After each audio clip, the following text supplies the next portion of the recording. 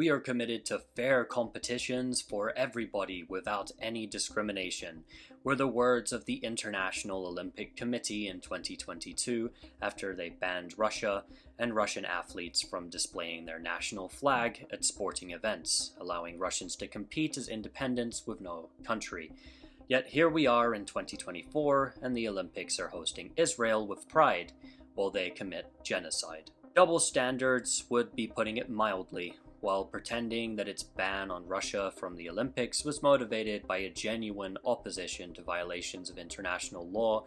The International Olympic Committee, IOC, has now been exposed for valuing the lives of white Ukrainians more than Palestinians. Unlike was the case with the ban on Russia, countless grassroots anti-war movements across the globe have petitioned the IOC to ban Israel, yet these petitions and protests have fell on deaf ears, as the Olympics proudly hosts Israel, unlike was the case when the Western establishment called for Moscow's banning that was instantly implemented. Israel as a country is currently committing the crime of apartheid according to all the world's top human rights groups, while carrying out what the World Court has ruled to be plausibly a genocide in Gaza, on top of the fact that the International Court of Justice also ruled that it is illegally occupying East Jerusalem, Gaza, and the West Bank, which it must immediately withdraw from. Israel has a civilian kill rate several times that of ISIS at its peak. Israel's top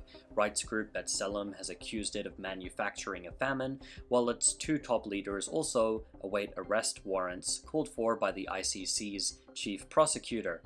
Oh, and don't forget the fact that Israel directly violated a recent UN Security Council resolution and has violated more UN General Assembly resolutions than any state in history. But putting that all aside for a moment, what about the fact that Palestine's first ever Olympian was killed in Gaza by the Israelis who denied allowing him life-saving medical treatment? Or the fact that over 300 athletes have been murdered since October alone by Israel? Oh, wait. That's right, none of this matters because they are Palestinian and not white Europeans. Now it makes sense that FIFA, Eurovision, and the Olympics have issued no bans. It doesn't matter that Palestinian civilians are mass murdered and deliberately targeted based upon their identity as Palestinians.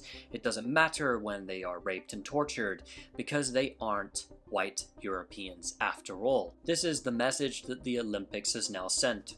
International law doesn't apply when the crime is being committed against a non-Western population.